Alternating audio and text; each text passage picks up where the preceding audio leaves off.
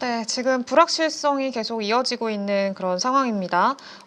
중국 쪽에서 방금 좀 속보가 나왔는데 미국과는 관세 협상 시작도 안 했다. 이런 내용으로 좀 속보가 나왔습니다. 사실 미국과 중국 간의 관계가 어떤 좀 진전될 거란 기대감이 형성됐던 게 바로 어젠데 하루 만에 분위기가 완전히 바뀌었죠. 일단 내용을 좀 보면은요. 어제만 해도 트럼프가 이 백악관 인터뷰에서 매일 중국과 협상하고 있다. 이렇게 얘기를 했었고요.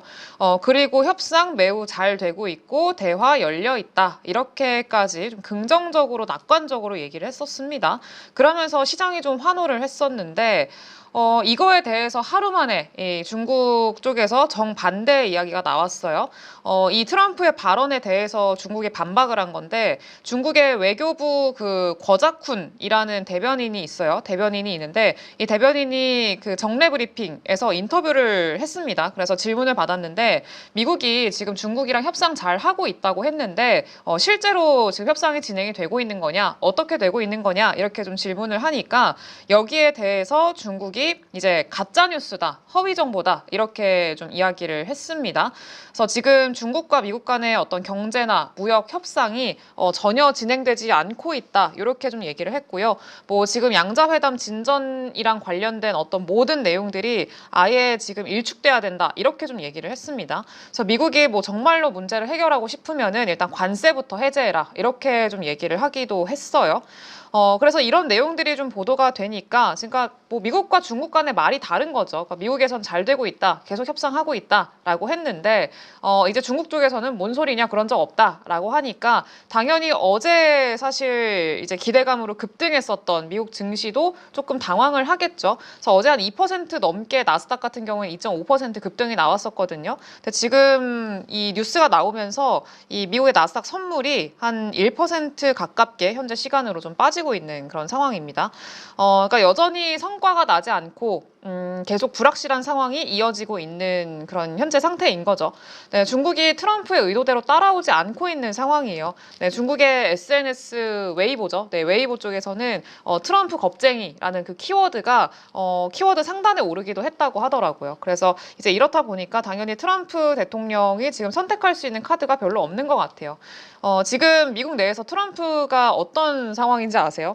지금 로이터 그리고 입소스의 최근 조사에 따르면요. 트럼프 대통령이 경제 정책 지지율이 37%밖에 안 됩니다. 지금 취임한 이후로 굉장히 급격한 속도로 급락하기 시작을 했고요. 이전에 바이든 전 대통령이 이제 지지율이 하락했던 속도보다 훨씬 더 빠른 속도로 지금 그 지지율 자체가 줄어들고 있는 상황이에요. 그러니까 이거는 첫 임기 중에 가장 낮은 수치라고 보시면 될 것 같고 이전에 트럼프 일기 때 수치랑 비교를 하더라도 상당히 낮은 수준인 거 좀 확인이 되실 겁니다. 그러니까 지금 뭐 강경한 관세 정책이라던가 그리고 뭐 우크라이나랑 뭐 중동의 불확실성을 유발하고 있는 상황들 그리고 지금 시장의 신뢰를 붕괴시킨 것들 이런 것들의 결과가 지금의 민심이라고 보시면 될 것 같아요. 이렇다 보니까 이 민심을 되돌릴 수 있는 방법이 뭐가 될까를 좀 고민을 해봤을 때 오늘 좀 이런 뉴스가 있었습니다. 트럼프 대통령이 우크라이나의 젤렌스키 대통령한테 평화협정 수용을 압박했다라는 내용의 보도가 있었어요. 그러니까 지금 트럼프 대통령이 이 민심을 돌리기 위해서 선택하는 방법이 지금 전쟁 종식이 될 수 있겠다. 이렇게 좀 생각을 해볼 수가 있는 거죠. 지금 그 누구보다 강하게 그리고 무리하게 평화를 요구하고 있는 사람이 바로 이 트럼프 대통령이잖아요. 네, 트럼프 대통령이 평화를 원해서 종식을 요구를 할까요? 당연히 물론 그럴 수도 있겠습니다만 지금의 어떤 현재 상황으로 봤을 때 그리고 이 인물이 지금까지 걸어온 행보를 봤을 때 그럴 가능성은 좀 매우 낮다라고 좀 생각이 들어요. 그래서 지금 뭐 지지율 최저라던가 신뢰도 추락 그리고 재선의 벼랑 뭐 이런 어떤 좀 막다른 길에 몰려있는 그런 이 트럼프 대통령이 선택한 정치적인 카드가 아마 좀 평화에 대한 압박이지 않을까라고 좀 생각이 듭니다. 내년이면요 중간선거 있습니다. 네, 그래서 중간선거를 앞두고 당연히 뭔가 좀 대책을 세워야겠죠. 당연히 트럼프 대통령 입장에서는 지금 트럼프 대통령이 지금 전쟁 종식을 밀어붙이는 이유는 단순히 인도적인 목적은 전 전혀 아니라고 생각을 합니다. 이 트럼프 대통령이 이 평화를 통해서 얻을 수 있는 실익이 너무나 명확하죠. 일단 트럼프 대통령은요, 2016년도 그때부터 계속 줄곧 얘기를 해왔었어요. 끝없는 전쟁을 끝내겠다 이렇게 얘기를 했었고 우리의 그 딸들, 아들들을 전쟁터에 보내지 않겠다 이렇게도 얘기를 했었죠. 그래서 만약에 이번에 이 우크라이나 전쟁을 그 중재해가지고 종식을 시킨다라고 하면은 바이든 전 대통령 같은 경우에는 전쟁을 질질 끈 대통령 그리고 본인은 이제 평화를 만든 대통령이라는 일단 1차적인 프레임을 만들 수가 있겠죠. 그게 일단 첫 번째로 원하는 어떤 그런 구도 아닐까라고 좀 생각을 해볼 수 있을 것 같고요. 현실적인 이제 실리적인 이득을 좀 생각을 해본다면은 첫 번째는 미국의 재정 부담 축소가 있습니다. 지금 그 미국의 예산 좀 보면은요, 현재까지 미국이 우크라이나에 투입한 금액이 상당히 많아요. 네, 그래서 지금 뭐 유로 대비해서 이 미국이 상당히 많은데 지금 보시면은 군사적인 지원, 재정적인 지원, 인도적인 지원 모두 다 이제 분야별로 봤을 때 1등으로 이름을 올리고 있는 게 바로 이 미국입니다.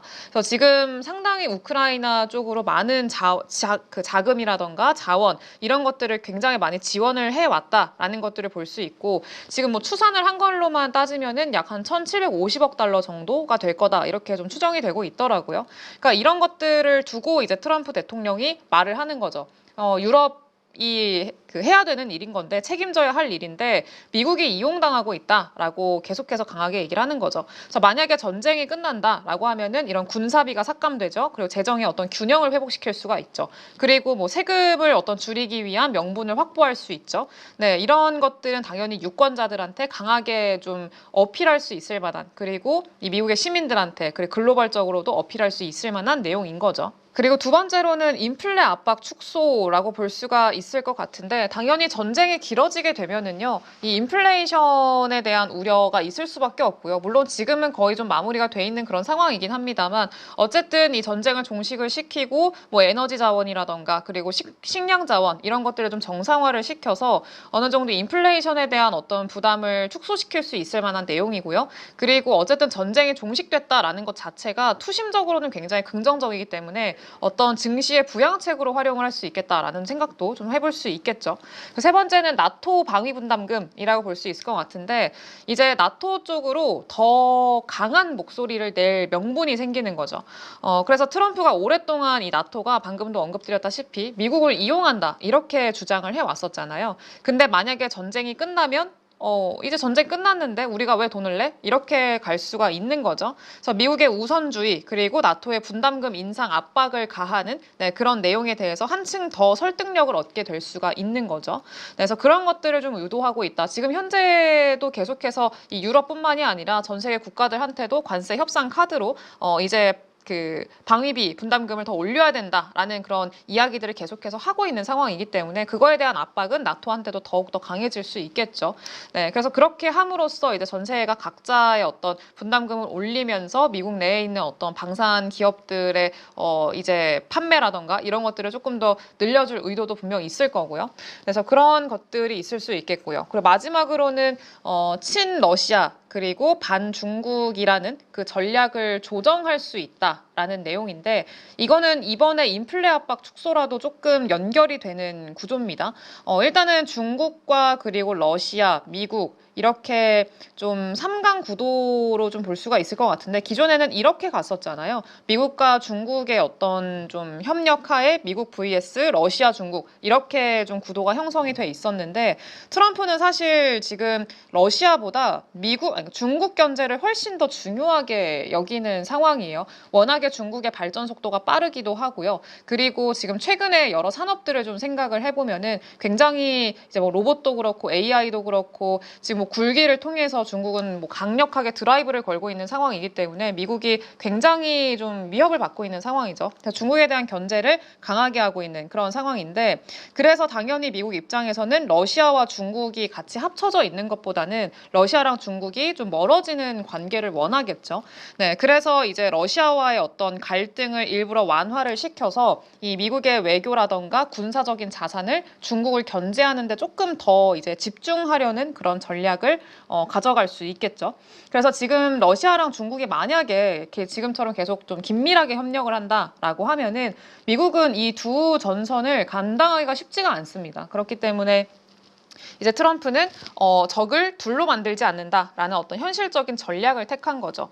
네, 그리고 이제 러시아 쪽으로는 그런 좀 조건을 달았어요. 러시아라는 국가가 이 러우 전쟁을 통해서 그 글로벌적으로 봤을 땐 거의 배척당하고 있는 상황이었었잖아요.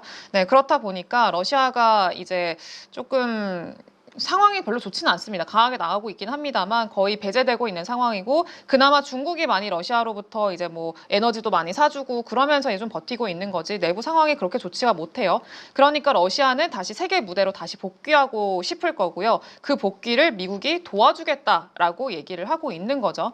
그래서 러시아의 어떤 에너지를 이제 글로벌적으로 좀 팔 수 있도록 이제 세계 복귀를 도와주겠다라는 게 트럼프 대통령의 러시아에 대한 어떤 입장인 건데, 만약에 그렇게 된다라고 하면은 글로벌적으로 에너지 생산량 자체가 좀 늘어나기 때문에 에너지 가격을 좀 인하할 수 있는 거고, 그러면서 관세에 대한 어떤 좀 제재를 강하게 했을 때도 이제 물가, 인플레이션 상승이라던가 그리고 물가 상승 이런 것들을 좀 억제시킬 수 있을 만한 요인이 에너지 가격에서 좀 나올 수 있다라는 거죠. 그래서 궁극적으로 계속해서 트럼프 대통령이 밀고 있는 정책 자체가 에너지 가격 하락을 통해서 물가 잡는다 이거기 때문에, 그 큰 흐름에서 봤을 때 이것도 어느 정도 이득을 챙겨갈 수 있을 만한 일맥상통하는 그런 내용이라고 보시면 될 것 같습니다.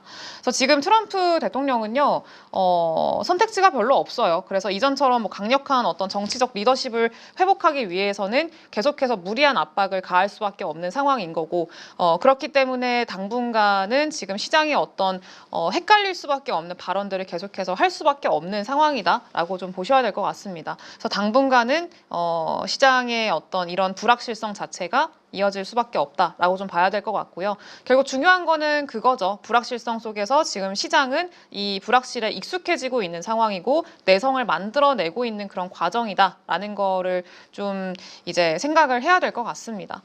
그래서 오늘 방금 나온 이제 속보로 나온 이슈가 있어서 일단 오늘 좀 다뤄봤고요. 저는 또 내일 영상으로 다시 또 찾아뵙도록 하겠습니다. 감사합니다.